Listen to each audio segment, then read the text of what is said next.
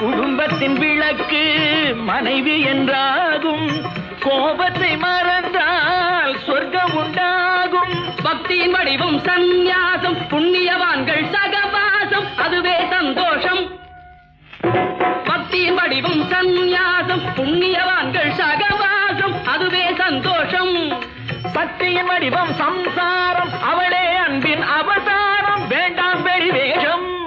சக்தியின் வடிவம் சம்சாரம், அவளே அன்பின் அவதாரம், வேண்டாம் வெளிவேஷம்.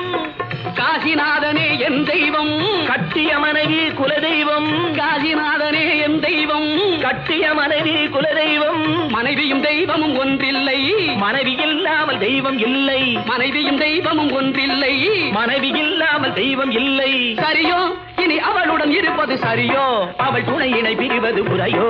பகைதான் வளரும், பகையே அன்பாய்